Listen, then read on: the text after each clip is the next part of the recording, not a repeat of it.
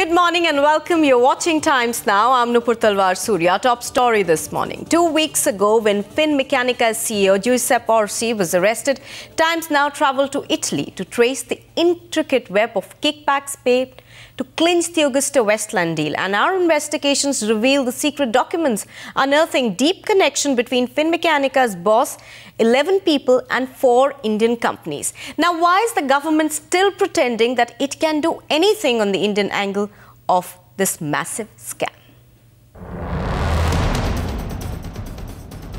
2 days after the CBI team returned from Italy, the CBI is replying on the documents they got from Italian authorities to start investigations in India.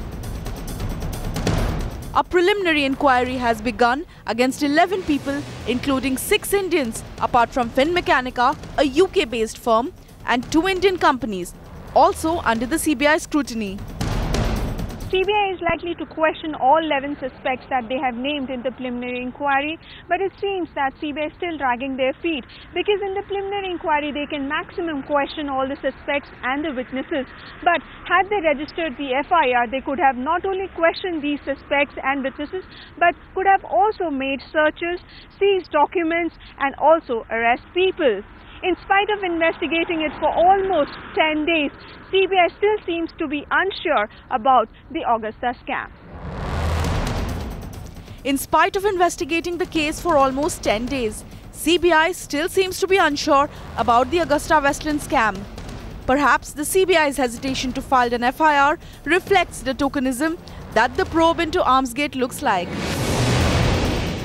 Although the CBI has been dragging its feet on the Armsgate scandal, the preliminary inquiry of the CBI has named the Tyagis. We're here at Julie Tyagis' residence, but clearly there's nobody answering the door, and in all probability there's no one at Julie Tyagis' residence as of now. Although the preliminary inquiry report does name them, it does not mean that they will be arrested, but most probably the Tyagis would be questioned by the CBI. For now, nobody answering the door over here at Julie Tyagis, because in all probability Julie Tyagi trying to evade the cameras.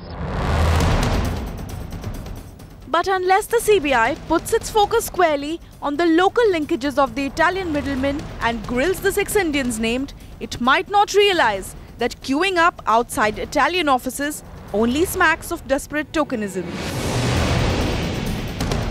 With Poonam and Geeta in Delhi, Debolina for Times Now.